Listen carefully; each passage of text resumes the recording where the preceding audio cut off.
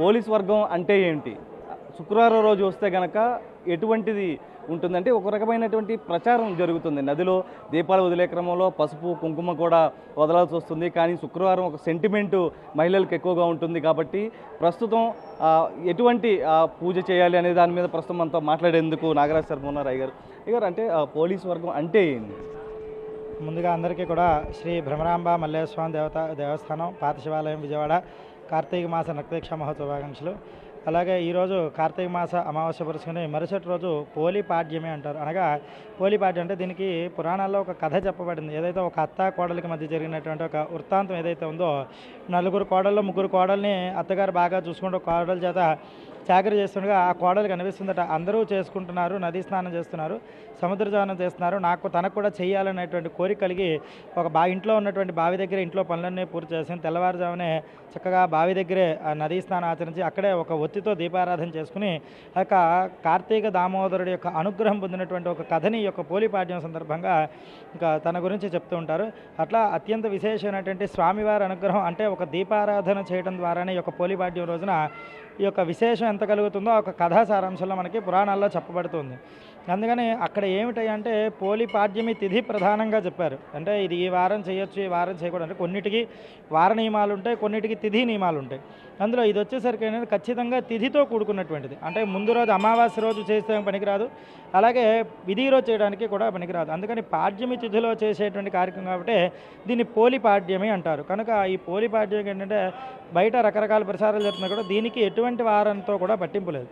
ఆ యొక్క స్త్రీ ఎప్పుడైతే శ్రద్ధగా స్వామివారిని నమ్ముకొని చేయటం వల్ల పోలిపాడ్యమి రోజున దీపారాధన చేస్తే స్వామివారి అనుగ్రహం కార్తీక దామం అంటే లక్ష్మీనారాయణ ఇద్దరు అనుగ్రహం కానీ పరమేశ్వర అనుగ్రహం కానీ వెంటనే కలుగుతుంది అని చెప్పని, స్వామివారి అనుగ్రహం త్వరగా కలుగుతుంది అని చెప్పని ఈ రోజున నదీ స్నానం చేయడం, నదికి వెళ్ళి దీపారాధన చేయడం, అట్లాగే సముద్ర స్నానం చేయడం, ఈ యొక్క ఎక్కడికి స్నానం చేసినా కూడా దీపారాధన చేయడం ప్రధానంగా ఈ యొక్క దీపాలు వదలడం చేస్తున్నాం.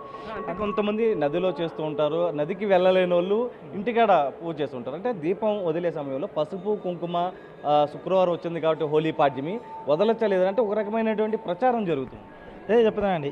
ఇక్కడ ఏంటంటే మనం సమర్పించేది ఎవరికి? అమ్మవారికి ఇస్తున్నాం. ఇప్పుడు ఇది నది దగ్గర చేయాలా సముద్రం దగ్గర చేయాలంటే మనకి చెప్పినటువంటి వృత్తాంతంలోనే దీని వివరం చెప్పారు. అత్తగారు ముగ్గురు కోడళ్ళు వెళ్ళి నది దగ్గర చేసినా ఎవరైతే స్వామి అనుగ్రహం కలిగిందో ఆవిడ ఇంట్లోనే చేసుకున్నది, నది దగ్గర ఎక్కడ చేయాలి, ఇంట్లో బావి దగ్గర స్నానం చేసి దాన్నే నదిగా భావన చేస్తూ స్నానం చేసి అక్కడే దీపారాధన చేసుకుంది. అందుకని అవకాశం ఉన్నవారు నదికి వెళ్ళటం, అవకాశం లేనివారు చక్కగా ఇంటి దగ్గరే అంటే ఎక్కడ చేసినా కూడా శ్రద్ధ ప్రధానం, స్వామి మీద నమ్మకం. ఏదో పోలిపాడ్యం కదా పొద్దున్నే నదికి వెళ్ళాను చేసేసాం, స్వామి మీద శ్రద్ధ లేకుండా ఎక్కడికి వెళ్ళి సముద్రానికి వెళ్ళి మధ్యలోకి వెళ్ళి చేసినా కూడా ఉపయోగం లేదు. ఏంటంటే చేసేటువంటి పనిని భక్తి శ్రద్ధలతో చేయమని చెప్పినటువంటి విధానం. అలాగే పసుపు కుంకుమ వేస్తామంటే ఇంట్లో ఎప్పుడు కూడా మంగళప్రదమైనటువంటి దీపం వెలిగించినప్పుడు ఎప్పుడైనా పసుపు కుంకుమ వేస్తాం. ఎందుకని వేస్తాం అంటే దీపం వచ్చేసరికి అమ్మవారి స్వరూపంగా మన భావన, అమ్మవారికి మనం పసుపు కుంకుమ ఇస్తున్నాం. ఆవిడకి ఇవ్వడంలో మనకి దోషం ఏముంది? ఇప్పుడు శ్రావణ మంగళవారం చేస్తున్నాం, శ్రావణ శుక్రవారం చేస్తున్నాం, అమ్మవారికి పసుపు కుంకుమ పెట్టుకోకుండా ఉండంగా చేసుకుంటున్నాం. అట్లాగే దీనికి కూడా ఏంటంటే ఇవన్నీ కూడా ఉట్టిప్పుకారు మాటలు, ఎవరి మాట కూడా నమ్మక్కర్లేదు. పెద్దవారు చెప్పింది ఏంటంటే పాడ్యం రోజున నదీ స్నానం ఆచరణ చేసి నెలంతా అవకాశం లేకుండా కుదరని వాళ్ళు ఎవరైనా కూడా ఆ రోజున నదీ స్నానం చేసి దీపారాధన చేస్తే కార్తీక దామోదరుడు అనుగ్రహం కలుగుతుంది. ఇది మాత్రమే ప్రధానంగా చెప్పారు. అందుకని దీనికి ఎటువంటి అనుమానం అక్కర్లేదు, ఎటువంటి భయాందోళన అక్కర్లేదు. చక్కగా పసుపు కుంకుమ వేసి అది సమర్పించేది అమ్మవారికే కాబట్టి దీనికి ఎక్కడా కూడా ఎటువంటి అభ్యంతరము లేదు.